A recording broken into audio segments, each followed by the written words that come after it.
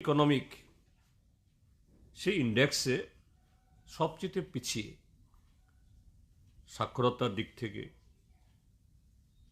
যে গড়পড়তা জমির মালিকানা, গড়পড়তা এই খাদ্য সংগ্রহ করার ক্ষমতা, তারপরে চাকুরিতে বাকুরিতে, ব্যবসা বাণিজ্যের সমস্ত ক্ষেত্রেতে তাদের শিডিউল ট্রাইব হিসাবে, এবং শিডিউল ট্রাইবের মধ্যেও আবার আরেকটা অংশ আছে ইয়েতে, এই যেটাকে বলে কি বলে ওই যে প্রিমিটিভ গ্রুপ, প্রায় এখন তাদের সংখ্যা 11.5 কোটি, ভারতবর্ষের জনসংখ্যার 8.6%। এটা চিহ্নিত করার সময়তে সংবিধানে কোথাও বলা হয়নি তাদের কোন ধর্ম, তারা এই কি বলে এই তাদের ভিতরে জাত ইত্যাদি আলোচনা হয়নি। এরকম সোশ্যালি, কালচারালি, ইকোনমিক্যালি ব্যাকওয়ার্ড অংশের জন্যই এই প্রভিশন। এখন যদি তাদের মধ্য থেকে কেউ যদি খ্রিস্টান হন, তো খ্রিস্টান হওয়ার সাথে সাথেই তার সামাজিক পেরিফেরি, তার অর্থনৈতিক অবস্থা, তার জীবন শৈলী, এটা পরিবর্তন হয়ে যায় না। ধর্ম দিয়ে এটা হয় না। ধর্মবিশ্বাস এটা আলাদা জিনিস, ব্যক্তিগত ব্যাপার। কিন্তু আরএসএস 1925 সালে যখন তার তৈরি হয়, বা তার আগে থেকেই আরএসএস তৈরি হওয়ার আগে যে সমস্ত বইপত্র গোলওয়ালকার, সাভারকার তারা লিখেছেন, সেখানেই তারা বলেছেন যে না, ভারতবর্ষ শুধু একটা জাতির লোকটা থাকবে, একটা ধর্মাবলম্বী হিন্দুরা, যাদের জন্মভূমি এবং কর্মভূমি এখানে হলে হবে না, তাদের ধর্মভূমিও এখানে হতে হবে। খ্রিস্টানদের মানে বিশ্বাস ভগবান যীশুখ্রিস্ট, তার জন্ম জেরুজালামে, স্বাভাবিক তার ধর্মভূমি সেখানে। ঠিক তেমনি মুসলিমদের ক্ষেত্রেও একই কথা। কাজেই জন্মভূমি কর্মভূমি হলে হবে না, ধর্মভূমি হতে হবে। ভারতের সংবিধানে কখনো তাদের সে চিন্তা ভাবনা এটাকে স্বীকার করেনি। 1950 ইংরাজির 26শে জানুয়ারি যে সংবিধান আমাদের সংসদ বা জাতি অ্যাডপ্ট করেছে, চালু হয়েছে, এখনো তাই আছে। কিন্তু আরএসএস সরাসরি আরএসএস বিজেপির নামে না করলেও এখানে জনজাতি সুরক্ষা মঞ্চের নামে তারা এই দাবিতে, এবং 25শে ডিসেম্বর বড়দিনের দিন এখানে আগরতলাতে জমায়েত ডেকেছেন তারা। তো এই জায়গায় রাজ্য সরকারের কাছে আমাদের আবেদন, এটা তো সরাসরি যুদ্ধ ঘোষণা করা। এবং আমি গতকাল একটা কাগজে দেখলাম যে এই সিদ্ধান্তের পর বহু সংস্থা, পলিটিক্যাল পার্টি, ব্যক্তি প্রতিক্রিয়া ব্যক্ত করেছেন এর বিরুদ্ধে, যাতে সরকার তার অনুমতি না দেয়। এবং দেখলাম যে এটা নাকি ইতিমধ্যে অনুমতিও দেওয়া হয়ে গেছে। তো কি করে রাজ্য সরকার, তার পুলিশ এইভাবে একটা অসাংবিধানিক দাবি, সংবিধানের নির্দেশিকা বিরোধী একটা কর্মসূচি, এটাকে সায় দিয়ে, এবং 25শে ডিসেম্বর সেই বড়দিনের দিন এইভাবে অনুমতি দেন, এটা যেন রাজ্য সরকার বিবেচনা করে, বাতিল করে, এবং এটা যাতে তারা এই কর্মসূচি যাতে তারা প্রতিহত করেন, এটা আমাদের আবেদন, আমাদের দাবি। আমরা এই নয় যে এটা খ্রিস্টানদের বিরুদ্ধে এই জাতীয় এই কর্মসূচি হয়েছে বলে আজকে প্রতিবাদ জানাচ্ছি। আমরা একটা সময় দেখেছি ত্রিপুরাজ্যের মধ্যে, এখানে সশস্ত্র উগ্রবাদীরা, সন্ত্রাসবাদীরা পাহাড়ে দুর্গাপূজা করা যাবে না, লক্ষ্মী পূজা করা যাবে না, স্কুলে সরস্বতী পূজা করা যাবে না, এমনকি শাড়ি পরা যাবে না। এগুলি এইভাবে এই রাজ্যের মধ্যে একটা ধর্মের বিরুদ্ধে যুদ্ধ ঘোষণা করেছিল। তখনও আমরা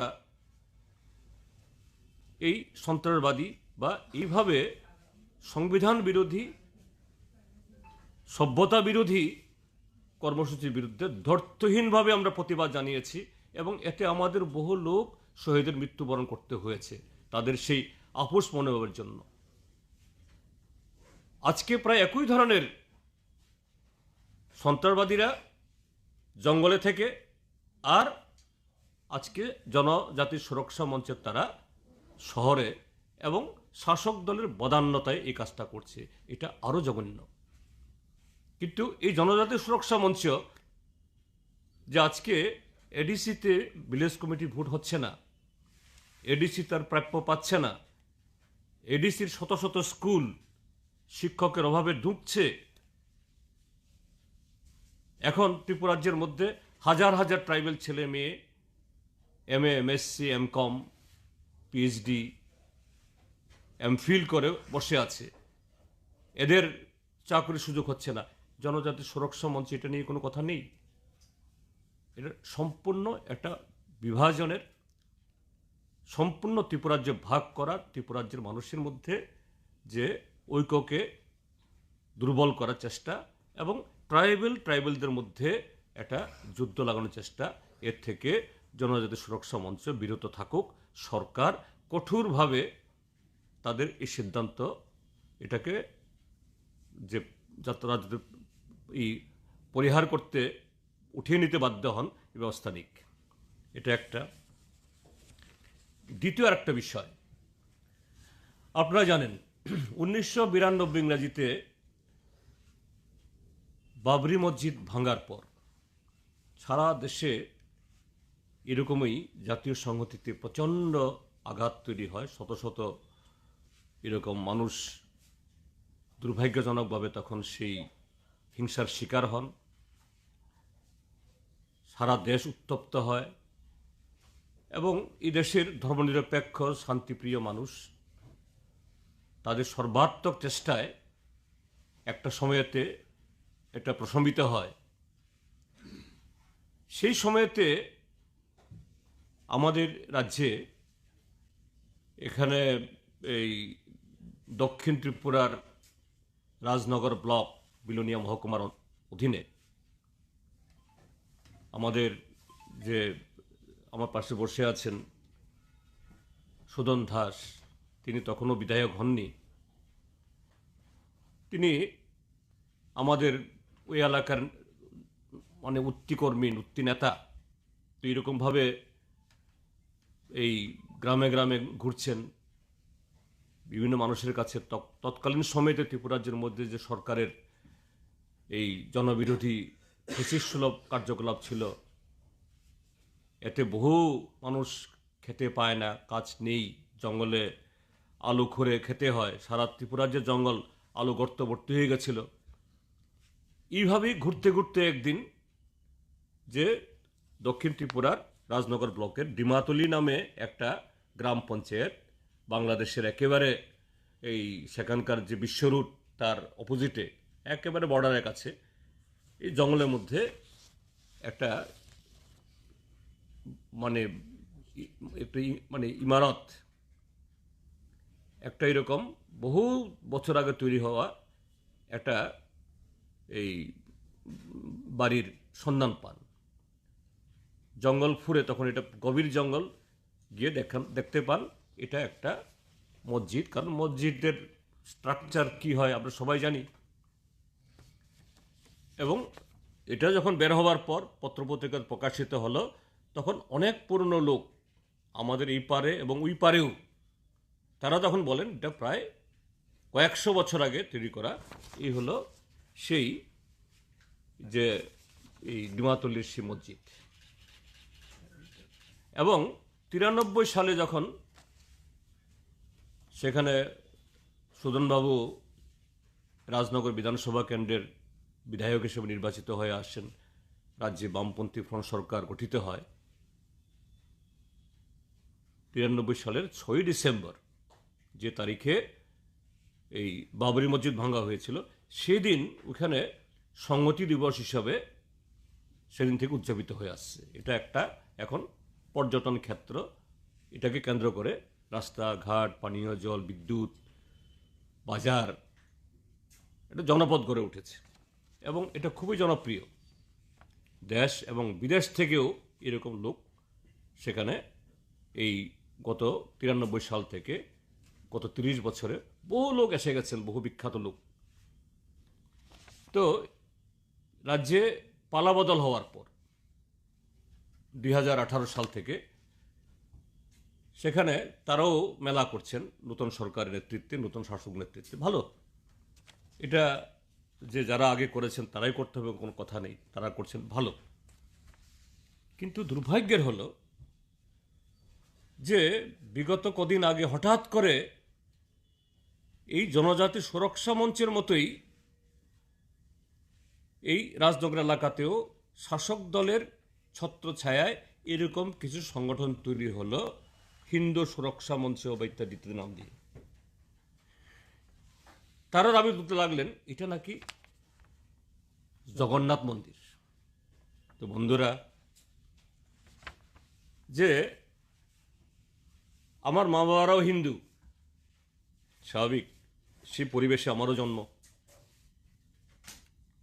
আমি লেখাপড়া করে রাজনীতি করার সুবাদে মন্ত্রী হয়েছি, এমপি ছিলাম। আমাদের দেশের এমন কোনো খুব কম শহরেই বাকি আছে যেখানে আমি যাইনি। তো মন্দির, অন্তত জগন্নাথ মন্দির কোথায় হয়? শহরে। এটা পুরী হোক, কলকাতা, দিল্লি হোক বা মুম্বাই, চেন্নাই হোক বা আগরতলা, জগন্নাথ মন্দির। হ্যাঁ, শিব মন্দির হতে পারে কোনো পাহাড়ের চূড়ায়, কারণ অনেকের বিশ্বাস শিব কৈলাস পর্বত থেকে এসছেন, বছরে একবার আসেন। কিন্তু জগন্নাথ মন্দির তো কোনো পাহাড়ের চূড়ায় জঙ্গলে হতে পারে না, এবং দাবি তুলছেন তারা এটা জগন্নাথ মন্দির, এখানে নামাজ করতে দেওয়া যাবে না। এবং আরও দুর্ভাগ্যের হলো গত 10 তারিখে, এই যে 10 তারিখ, আজকে হলো 12, গতকাল পরশুদিন সেখানে তারা ব্লক ভিত্তিক মেলা করেছেন। সে মেলা উপলক্ষে মাননীয় মুখ্যমন্ত্রী সেখানে গেছেন। এটা সেই ব্লক প্রাঙ্গণে না কোথায় এটা হয়েছে? ওই মসজিদে। হ্যাঁ, দেখুন ওই প্রাঙ্গণে এই মসজিদের ছবি দিয়ে এখানে পূর্বতন জগন্নাথ মন্দির নামে এটাকে একটা ছবি করে একটা মুখ্যমন্ত্রীর কাছে তা উপহার দিচ্ছেন বা স্মারক দিচ্ছেন। হ্যাঁ, মুখ্যমন্ত্রীকে স্থানীয় লোক সম্মান করে, আদর করে দিতেই পারেন, কিন্তু এটা কত বড় একটা জঘন্য, কত বড় একটা সুদূর প্রসারী একটা বিভেদের আগুন লাগানোর একটা চেষ্টা।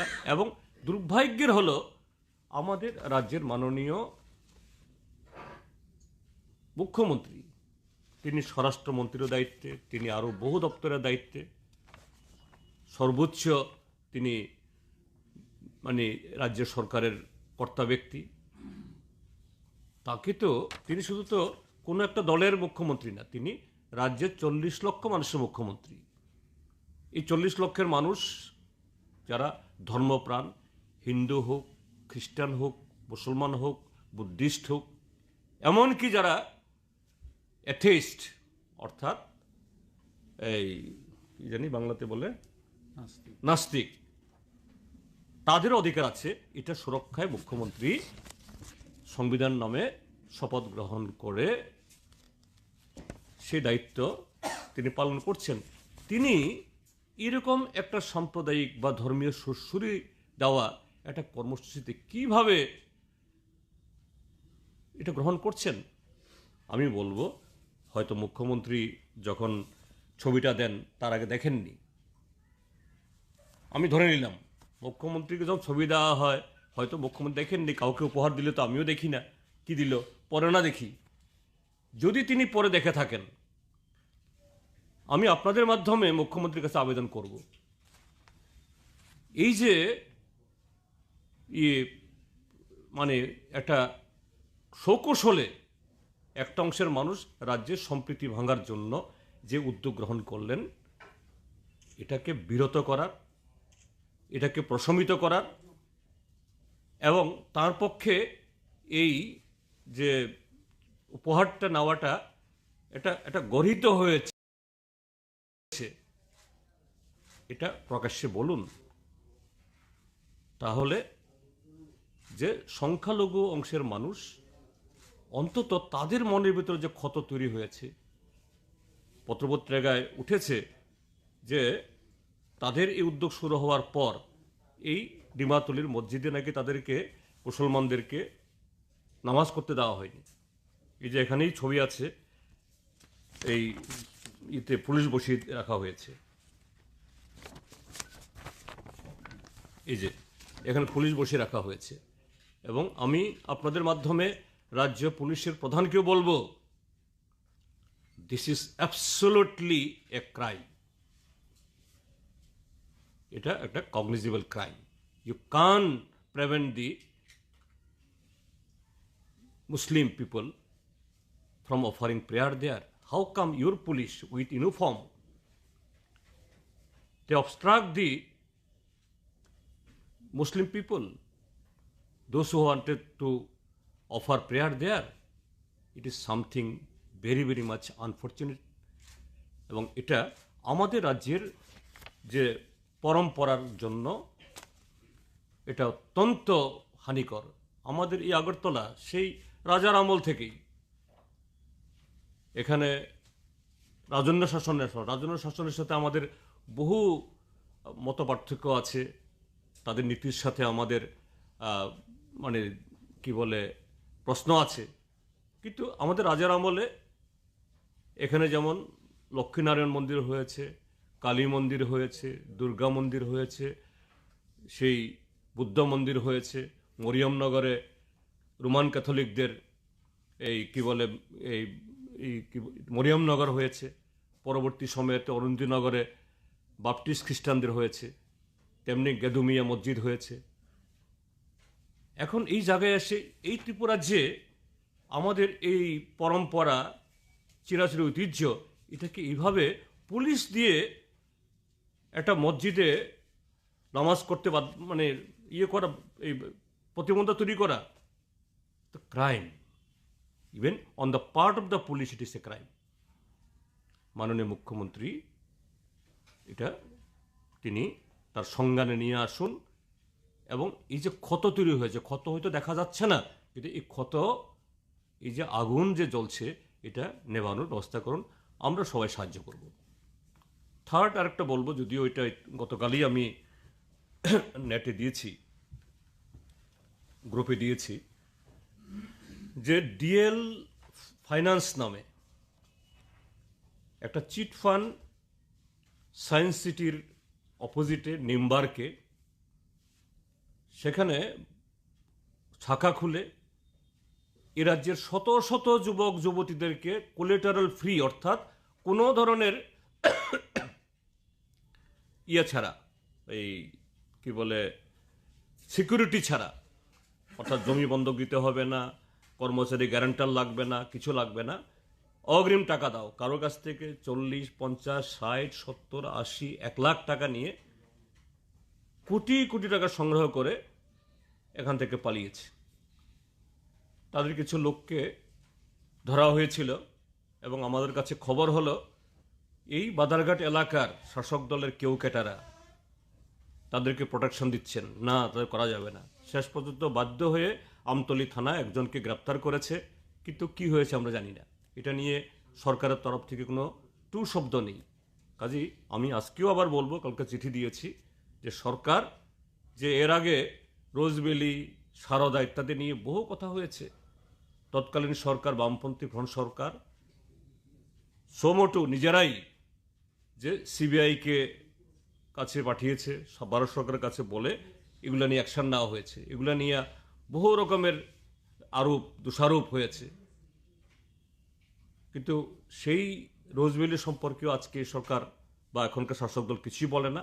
আর এত বড় রোজভ্যালি বা সারদা নারদা এদের এই কর্মকাণ্ডের পরে আবারও এই চিটফান্ড ত্রিপুরাজ্যের মধ্যে মাথাচাড়া দিচ্ছে, আর শাসক দলের লোক এসবের তাদের ছত্রছায়া করছে।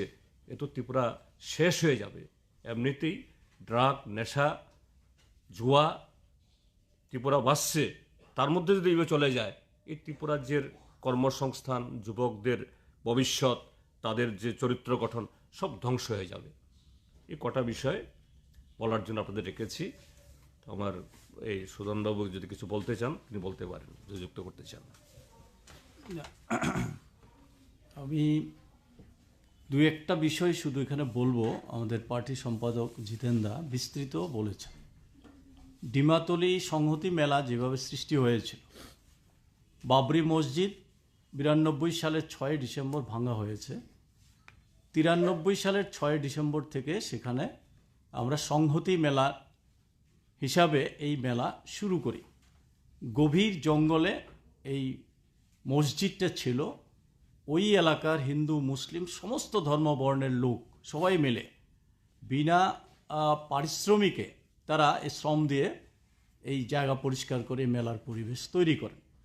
তখনকার আমাদের মাননীয় মন্ত্রী অনিল সরকার এবং ফয়জুর রহমান তারা শুরুতেই এই মেলার প্রতিষ্ঠার সময়ে উপস্থিত ছিলেন। পরবর্তী সময়ে আমাদের জিতেন্দ্রা উনিও একাধিকবার গেছেন।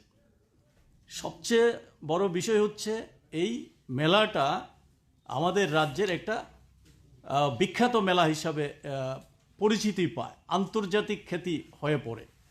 আসাম, পশ্চিমবাংলা, ত্রিপুরা, বাংলাদেশ সমস্ত জায়গার ধর্ম বর্ণের অসংখ্য খ্যাতনামা শিল্পীরা এখানে এসেছেন এবং এই মসজিদকে নিয়ে নানা ধরনের লেখা ইত্যাদি বেরিয়েছে বারবার। 1-2 বছর পর থেকেই প্রতি বৎসরই সোভিনিয়র বেরিয়েছে এই সংহতি মেলাকে নিয়ে। সেখানে অনেক বিষয় নিয়ে লেখালেখি হয়েছে। সবচেয়ে বড় বিষয় হচ্ছে এখানে সংহতি, এক ধর্মের প্রতি আরেক ধর্মের মানুষের যে আস্থা, বিশ্বাস বা ভালোবাসা, গভীরতা সেখানে আমরা উপলব্ধি করেছি। এই মসজিদে মুসলিমরা যেমন নামাজ পড়তেন, আজান দিতেন, তেমনি হিন্দু ধর্মের লোক যারা তারাও মোমবাতি ধূপকাঠি দিয়ে সেখানে শ্রদ্ধা ভক্তি করতেন একই সঙ্গে, একই লাইনে। এবং এই মসজিদের সামনেই সাধু সন্ন্যাসীরা তারা বসতেন, সেখানে তারাও আশীর্বাদ করতেন। নানাভাবে মানুষ, উভয় ধর্মের মানুষই সেখানে মিলিত হতেন। এইভাবে এই 93 সাল থেকে মেলাটা হয়ে আসছে। এটা এখন এসে বিশেষ করে এই গভর্নমেন্ট আসার পর একতা উন্নয়ন নাম দিয়ে এই মেলাটা হচ্ছে। তারিখের একটু পরিবর্তন হয়েছে, তাতে কোনো অসুবিধা নেই, কিন্তু এই মেলাটা হচ্ছে। এই নিয়ে এর আগেও এটাকে এই জগন্নাথ মন্দির এই সমস্ত বলার জন্যে বিশ্ব হিন্দু পরিষদ বা হিন্দু পরিষদ নাম দিয়ে নানা সময়ে প্ররোচনা সৃষ্টি হয়েছে, কিন্তু পরবর্তী সময়ে এগুলি চাপা পড়ে আছে। উভয় অংশের মানুষ এগুলিকে বিরোধিতা করেছেন। কিন্তু এবারের মেলা উপলক্ষে যেটা দেখলাম, মাননীয় মুখ্যমন্ত্রী যাবেন, সমস্ত মানুষ উৎসাহিত। সেই সময়ে তার আগের থেকে, মেলা শুরু হওয়ার আগের থেকেই সেইখানকার সংখ্যালঘু অংশের মানুষরা, মুসলিম অংশের মানুষরা আমাকে বারবার ফোন করে বলতে চেষ্টা করছেন যে আমাদেরকে তো এবার মেলাতে যেতে দেবে না, আমাদের মসজিদে যেতে দেবে না। সত্যি সত্যি এই মেলার সময়ে 10 তারিখে যখন তারা গেলেন, তাদেরকে ফিরিয়ে দিলেন, তাদেরকে কাউকে ঢুকতে দেওয়া হয়নি। অত্যন্ত আঘাত পেয়েছেন তারা, যারা গিয়েছেন তারা, এবং যারা যেতে পারেননি তারাও নানা জায়গা থেকে তারা আঘাতপ্রাপ্ত হয়েছেন। তাদের ধর্ম, তাদের উপাসনা করার জন্যে এই যে বাধা, এটা সাংঘাতিকভাবে তারা এই বেদনা পেয়েছে। হিন্দু মুসলিম কাউকেই সেখানে ঢুকতে দেয়নি, পুলিশ দিয়ে সেখানে আপনারা দেখেছেন এই ছবির মধ্যে পুলিশ সেখানে বসিয়ে রেখেছে এই দরজার মধ্যে। এরকম ঘটনা কোনোদিন হয়নি যে মসজিদের দরজার মধ্যে তালা দিয়ে পুলিশ টিএসআর বসিয়ে রেখেছে। এই দরজার মধ্যে পুলিশ টিএসআর বসিয়ে রেখেছে, দাঁড়া করিয়ে রেখেছে, কাউকে সেখানে যেতে দেয়নি। তাই ওইখানকার হিন্দু মুসলিম সব ধর্মবর্ণের মানুষ এই ঘটনায় মর্মাহত, তারা গভীরভাবে উদ্বিগ্ন। আমাদের এই রাজ্যের যে ঐতিহ্য সংহতি এটা বজায় রাখতে পারা যাবে কিনা আজকে উদ্বিগ্ন হয়ে পড়েছেন। এর আগের দু একটা ঘটনা বলেছে, আমি সেদিকে বলছি না। তো মাননীয় মুখ্যমন্ত্রী এটা ঠিক যে উনি না জেনেও এই উপহার হয়তোবা গ্রহণ করতে পারেন, কিন্তু যারা এই ছবি তুলে এটা দিয়েছেন, যেই জায়গাটার ছবিটা তুলেছেন সেটা হচ্ছে একটা সমাধিস্থল। এই মসজিদ চত্বরে বেশ কয়েকটা প্রতিষ্ঠানের চিহ্ন আছে। যেই ছবিটাও তুলেছেন সেটা হচ্ছে সমাধিস্থলের ছবি। এটা তুলে পুরনো জগন্নাথ মন্দির বলে মুখ্যমন্ত্রীর হাতে তুলে দিয়েছেন। মুখ্যমন্ত্রী যদি না জেনে এটা গ্রহণ করে থাকেন, নিশ্চয়ই এখন জেনে সেই ব্যবস্থা নেবেন। এটা আমরা চাই, এটা আমরা দাবি করছি। এবং যাতে উভয় অংশের মানুষ এই মসজিদ আগে যে ব্যবস্থার মধ্যে ছিল, যে অবস্থার মধ্যে, সে অবস্থায় ফিরে আনা যায়। তারা যাতে নামাজ আজান দিতে পারে, উপাসনা করতে পারে, সব ধর্মের মানুষ যেন এখানে অবাধে চলাফেরা করতে পারে, সেই পরিবেশ ফিরে আনার জন্যে আমরা দাবি রাখছি। এই ঘটনার মুখ্যমন্ত্রীকে দিয়ে যদি এই ধরনের ঘটনা কেউ করেও থাকে, মুখ্যমন্ত্রী নিশ্চয়ই জেনে তারপরে তার ব্যবস্থা গ্রহণ করবেন। নাইলে আমাদের রাজ্যের মুখ্যমন্ত্রীকে এইভাবে যাতে যে কোনো ইয়ের মধ্যে পড়তে না হয়, সেই পরিবেশ অন্তত থাকুক, এটা আমরা চাই। আর এই ঘটনা নিয়ে যাতে আমাদের রাজ্যের ঐতিহ্য বজায় থাকে, সেই ব্যবস্থা গ্রহণ করা হোক, এটা দাবি করছি। এবং যারা এই ঘটনা করেছে আমি তাদের নিন্দা করছি, প্রতিবাদ করছি। এবং ওই এলাকার মানুষ সহ গোটা রাজ্যের মানুষের কাছে আমাদের রাজ্যের এই যে ধর্মীয় ঐক্য সংহতি তা বজায় রাখার জন্য সকলের কাছে আবেদন রাখছি। Sir, Okay. how do you see into the Janajati Shiloshtama's issue? Because most of the opposition parties have opposed this, saying that this on that particular day been chosen. What is the reason you particularly? You see, this design of the Janajati Suraksha Manch, it is not only, it is not the program of the Janajati Suraksha Manch. Actually, RSS and Bharatiya Janata Party is acting in disguise behind this program. And this program, it is not only isolated in Tripura, it is across the country. In many states, RSS, BJP, they have been organizing this against the tribal Christians. And we are in the know. In our country, our constitution, that provision of this scheduled tribe reservation, it has been made not based on any religion. It is based on the socio-economic and cultural backwardness of this of the section of our population, those who are otherwise recognized as Adivasi or tribe. Now, why this Janajati Suraksha Manch or RSS, they are raising these slogans? Because RSS, BJP, they have never have any faith on our constitution. They are against it. And while the constitution was being framed under the leadership of Dr. B.R. Ambedkar, that time also they opposed it.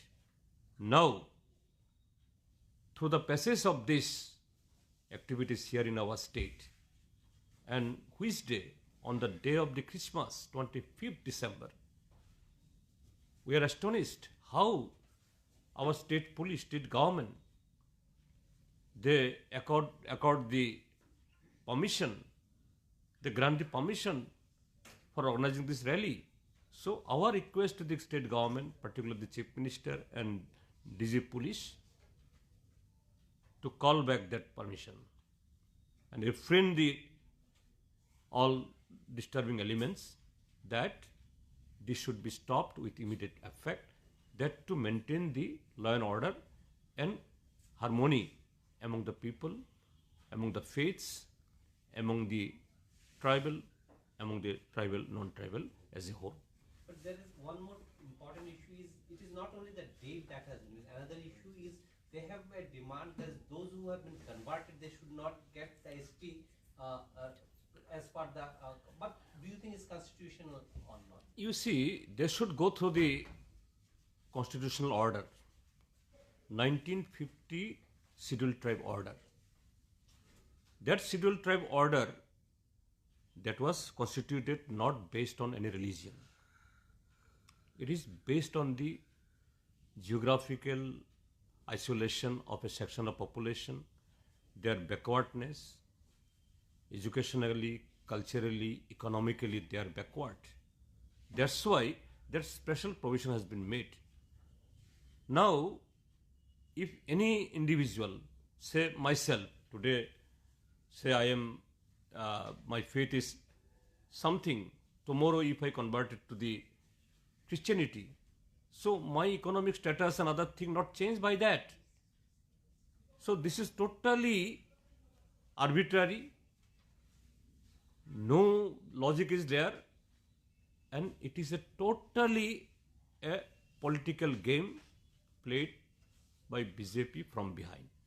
So we condemn this and request the state government and the state police to call back, to cancel the, if any permission has been already accorded. Yesterday I have seen one newspaper that they have been already permitted to organize that demonstration on 25th. It will be very, very much provocative and against the convention and our tradition of the state, that here in our state, even during the princely time, Maharaja's period, in Tripura, Gedumia Masjid, Mariam Nagar, the Christian mission, beside the Lakshmi Narayan temple, Kali Mandir, everything it has established there. That way, in that is peace and harmony was maintained. So now by this kind of the program, it will be disturbed. So this should not be, that is adhered to, and I appeal to all sections of the population to come forward and that is stay together and oppose this sinister design of the RSS BJP. আপনি 8 তারিখ একটা মুখ্যমন্ত্রীর উদ্দেশ্যে চিঠি দিয়েছিলেন। হ্যাঁ, রাজ্য সরকার একটি কমিটি গঠন করেছে মার্চে 2018 আগে যারা পলিটিক্যাল ভায়োলেন্সে মারা গেছে এ পর্যন্ত 15 জনকে চাকরি দিয়েছে। কিন্তু আপনি বলেছেন যে 29 জনের ভিকটিমের নাম নিয়ে আপনি একটা লিস্ট দিয়েছেন। মুখ্যমন্ত্রীর দপ্তর থেকে বা মুখ্যমন্ত্রীর তরফ থেকে কোনো ধরনের চিঠি এসেছে এই বিষয়ে আপনার কি মতামত? না, আমি এখনো পাইনি কিছু।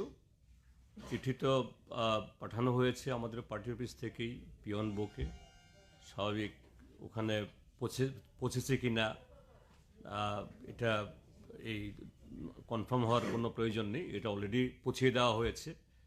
তো আমি আশা করব, কারণ এই যে 15 জনকে চাকরি দেওয়া হয়েছে, মন্ত্রিসভার একজন সিনিয়র সদস্য তিনি বলেছেন যে আমরা 15 জনকে দিয়েছি, আরও যদি আবেদন থাকে এই আবেদন জমা দিতে পারেন। তো আমরা আবেদন দিলাম সরকারের আহ্বানে। কিন্তু সরকার বলেছে তারা কমিটি 2018 মার্চের আগে যারা প্রয়াত হয়েছে সেই ক্ষেত্রে না, পলিটিক্যাল ভিকটিম তো মার্চের আগে হোক, যাদেরকে দেওয়া হয়েছে দেখা গেছে 93 সালের আগে থেকে, বহু আগে থেকে।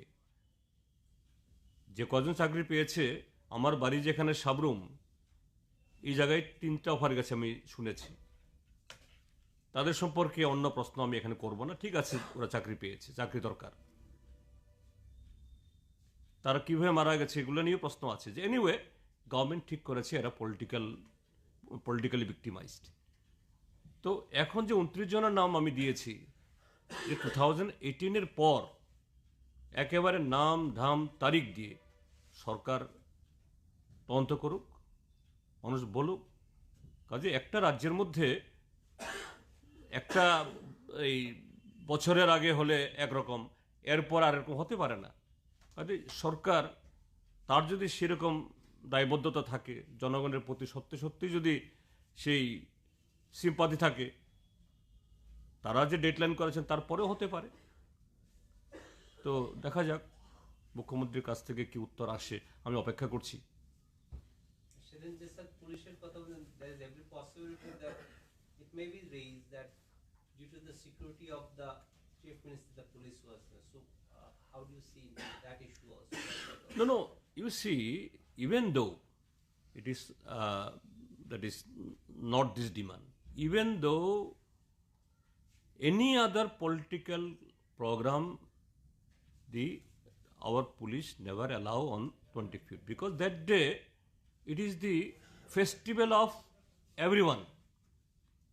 And how come that day, and that also very provocative too,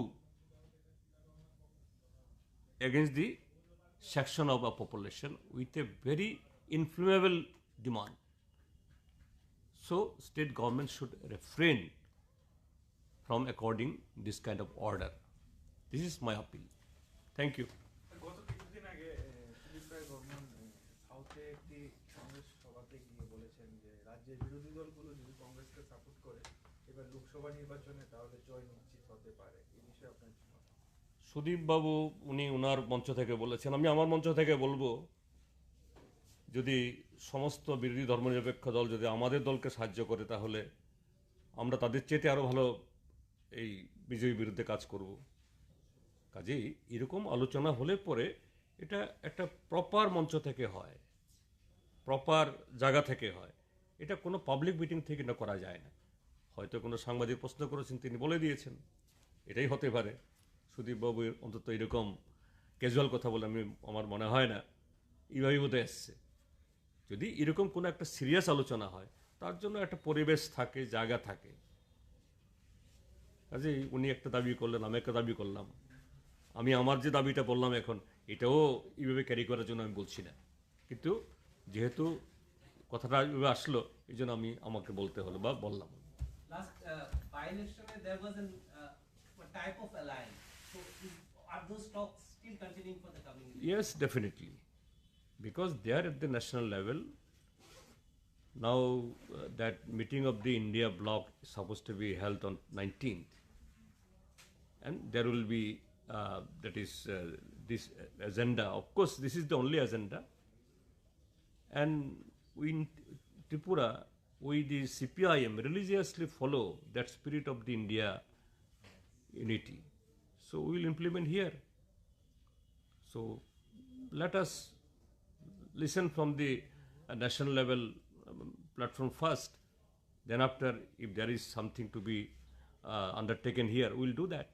And what about the Politburo has already reviewed the 5 state elections? So Yeah, it is just preliminary. It is just preliminary. That Politburo's, that their observation is that the secular and democratic party, the unity, cohesion, and total collective program has to be further enhanced. So that is the observation of the Politburo. আচ্ছা, ঠিক আছে।